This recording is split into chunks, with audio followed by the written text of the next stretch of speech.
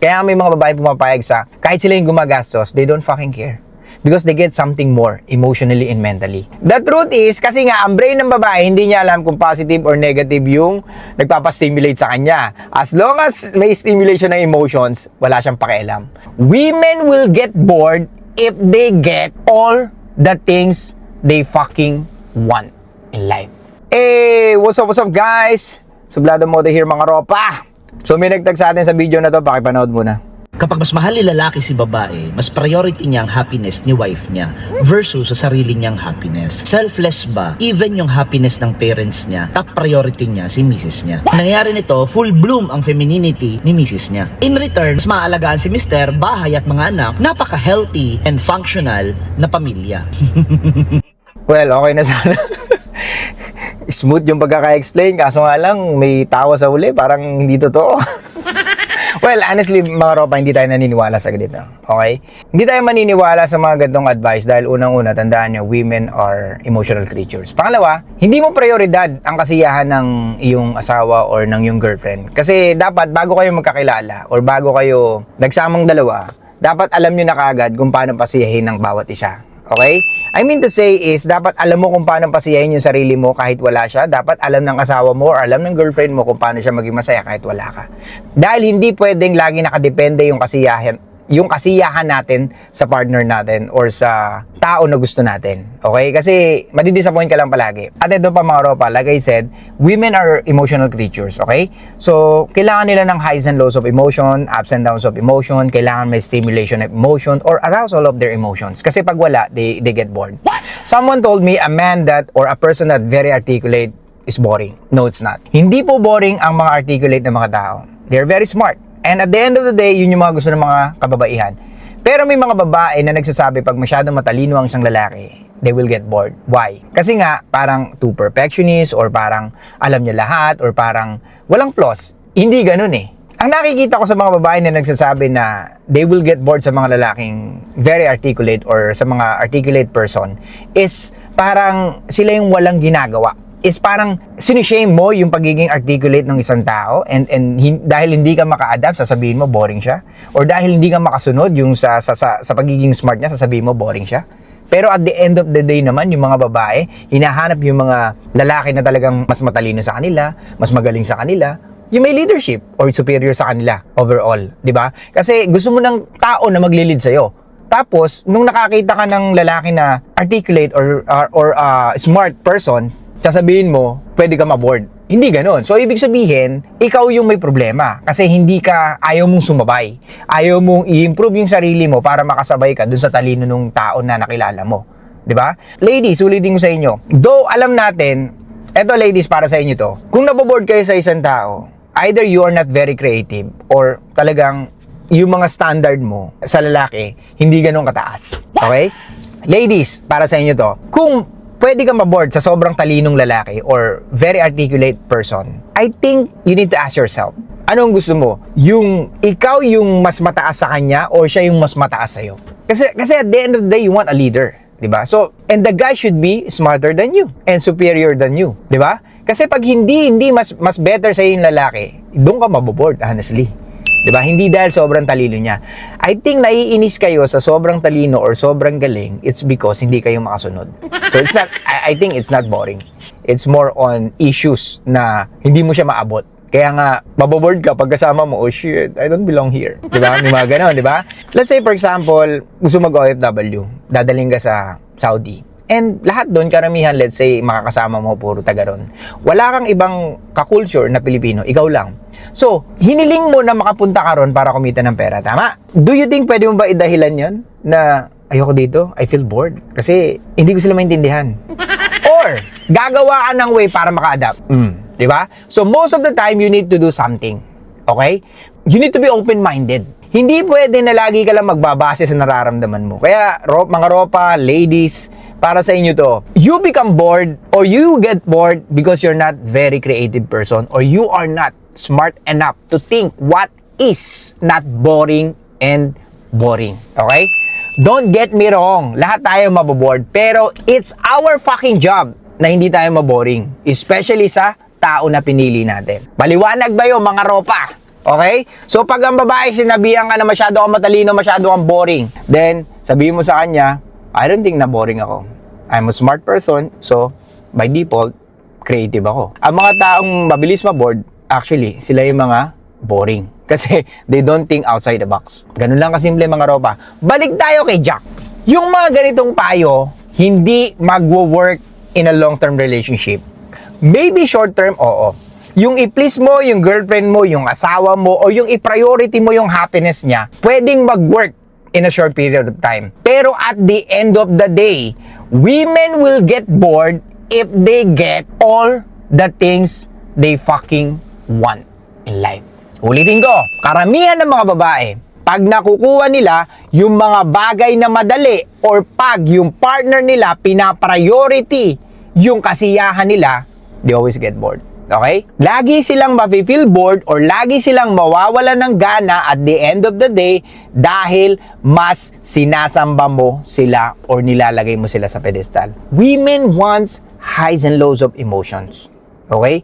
Hindi mo pwede, ito ba sabi niya, di ba? Prioritize mo yung unahin mo yung girlfriend mo, yung asawa mo, kaysa yung magulang mo. What the hell, man? Well, in some point, pwede. Pero hindi pwedeng most of the fucking time. Yung sa sinasabi niya, lalabas yung femininity ng babae at mas magiging masaya yung relationship, no.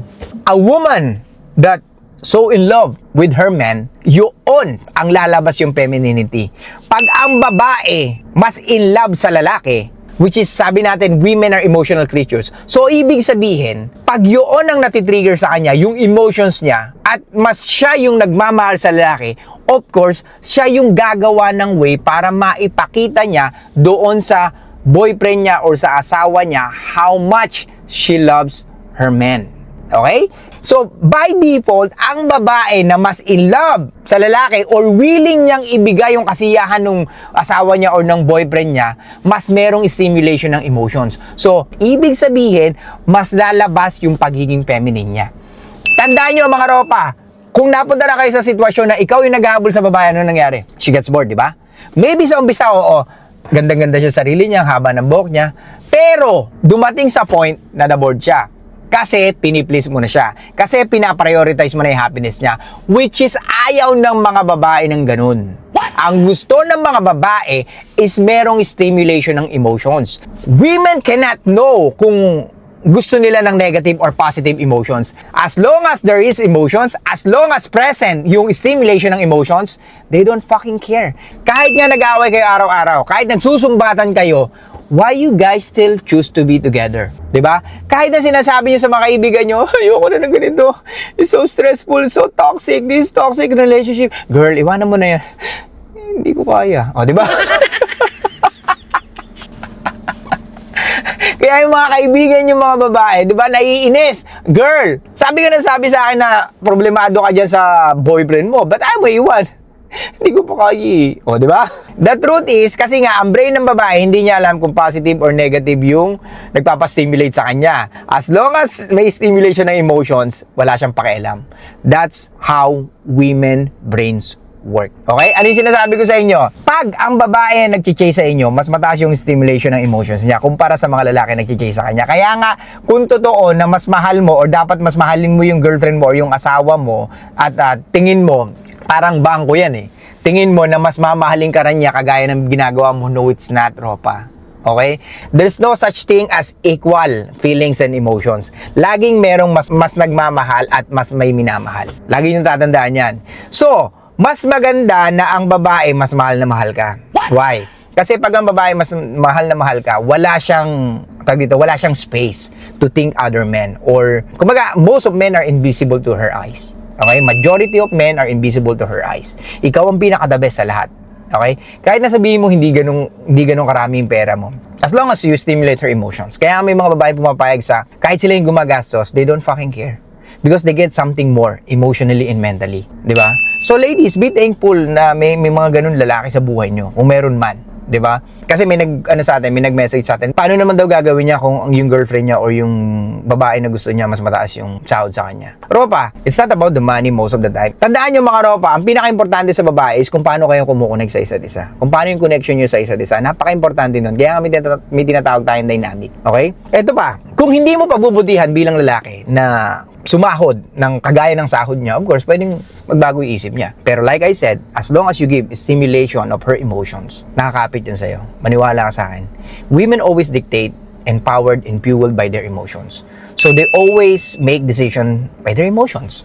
So as long as you give that emotional stimulation, mental stimulation, and leadership na gusto niya sa'yo, or gusto niya sa isang lalaki, hindi basta-basta bibitaw yan, or kahit na sabihin mong may gwapo sa harap niya, wala siyang pakialam. Yung mga gwapo, matatangkad sa paningin ng iba, sa paningin niya, he's like an average person. Ikaw pa rin ang gwapo sa paningin niya. Believe me, Ropa. Ganun mag-work ang brain ng mga kababaihan. Kaya mga Ropa, ulitin ko sa inyo, focus on your MMG. Ano yung sinabi ko sa inyo? MMG, muscle, money, and your game. Okay? You need to take care of yourself. Okay? Kasi it shows your leadership once na nakita ng isang babae na, oh, ganda ng katawan mo, ganda yung tindig mo, you are fit. So makikita niya doon na meron kang discipline, especially sa sarili mo.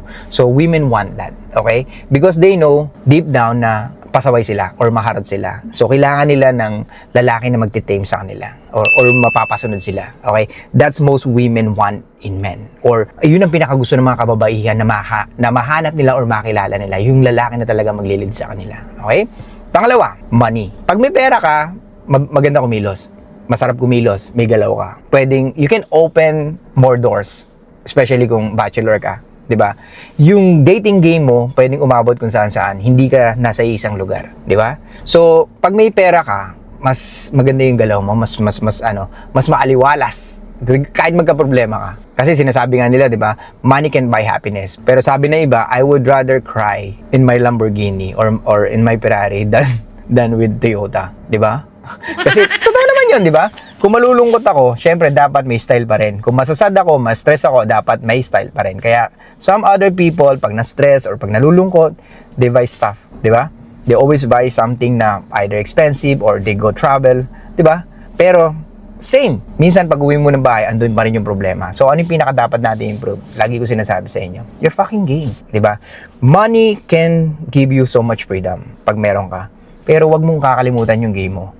Dahil yung game mo, hindi ka makakapunta o hindi ka makakagalaw ng gusto kung wala kang game. Kasi yung game na yun ang makakapag-stimulate ng emotions ng babae. Okay? Don't get me wrong sa sinasabi kong game, mga Ropa. Hindi ko sinasabi dito yung game na you need to manipulate women. Okay? Nakagaya na sinasabi ng ibang tao na yung push and pull daw is manipulation. No, it's not manipulation. It's creating attraction. Push and pull is creating attraction. Mali ba yung unahin mo yung gusto mo bago yung babaeng ka-message mo? Pwede ba na unahin mo yung trabaho mo kaysa yung text ka ng text sa babae na gusto mo? Walang mali doon. You are giving her a space to realize how much she likes you. And yung mga babae na yung gusto rin nila yun, ayaw din nila na makulit tayo mga lalaki. So, nasa na manipulation doon? Walang manipulation sa push and pull. You are giving yourself and her na to realize kung gusto niyo ba talaga isa't isa. Kaya nga may kasabihan na di ba? Absence heart grow fonder. So, pag hindi kayo lagi nakikita, mas nabubuo yung emotions kasi mas nabubuhay siya sa kanyang imagination. Women always using their imagination. Yan yung pinakakaibigan natin pagdating sa babae. Kaya if you are good with your game, like storytelling, how to stimulate women's emotion, you know how to plan the date, you know how to talk, you know how to ask question. Sasabihin niya, pukin ang ina, ba't ngayon ka lang dumating? Bakit hindi kita nakilala nung una pa lang? Bakit ngayon lang? Bakit na-late ka? Sana sa'yo ko na lang binigay ito. May mga ganun babae, mga Ropa. Kaya uulitin ko sa inyo, always improve your MMG, muscle, money, and game. At yung sinasabi ni Jack Concepcion, huwag kayong basta-basta maniniwala. Pero kung gusto nyo, wala tayong magagawa. Huwag kayong basta-basta maniniwala pag may mga tao nagsasabi sa inyo nito na ilagay nyo yung babae sa pedestal, i-please nyo yung girlfriend nyo, i-prioritize nyo yung happiness nila. No, it's not. Hindi siya makakatulong sa long-term relationship. Okay? Mas tatagal ang relationship mo kung hahanap ka ng babae na talagang gustong-gusto ka at willing to sacrifice things for you. Okay? Hindi yung ikaw yung magsasakripisyo ng mga bagay, especially your purpose in life, para sa isang babae na gusto mo. Dahil maling-mali yun, Ropa. Anong takeaway natin dito? Always prioritize your own happiness and let her know kung ano yung mga bagay na gusto niya. Hayaan mo siya na matuto sa sarili niya kung ano yung mga bagay na nakakapagpasaya sa kanya. Kaya nga lagi ko sinasabi sa inyo, 6 to 12 months mga ropa, kilalanin niyo yung babae na gusto niyo. Dahil minsan, hindi niyo alam, may trauma pala yan. And I don't want you to deal with her trauma. Kasi kahit ikaw, ma-stress ka and pwedeng mag-slow down yung galaw mo. Especially, papunta dun sa goal mo. Na which is, kayong dalawa yung magbe-benefits at the end of the day. Okay? May mga babae or karamihan ng babae na may trauma, papapagalin niya yung buhay mo. Or hindi natin alam, baka mas maging worse pa. Na dating masaya ka, biglang naging malungkot ka because sa babae na gusto mo na hindi mo alam na may trauma pala. Kaya lagi ko kayo i-remind mga ropa na you need to at least wait for 6 to 12 months. Kailangan nyo siyang kilalanin. Okay? Kung more than 12 months, much better. Kung tingin nyo not enough yung 12 months. Okay? Nasa sa inyo na yan mga ropa. Pero huwag nyong kakalimutan lagi yung dapat nyong gawin para sa sarili nyo. Never ever prioritize women's happiness. Maybe sometimes, kung birthday niya, anniversary nyo, or you want her to make happy, it's fine. Pero hindi yung everyday, you need to prioritize her happiness because ayaw mo siya magalit sa'yo. That's fucking bullshit. Okay? Ang mga ganun lalaki is simp. Ang mga ganun lalaki is white knight. Ang mga ganun lalaki is madaling lokohin ng mga babae. Dahil ang mga babae walang respeto sa mga lalaki na nagpi-please ng babae. Okay? Find a woman na kaya kang irespeto at kaya kang mahalin and at the same time, ina-admire ka sa lahat ng ginagawa mo sa buhay mo. Okay? So yun lang guys, thank you so much. I'll see you guys next time. Show love, peace out, and be packing mysterious mga ropa. If you have any question, comment below or send me a DM. Bye-bye!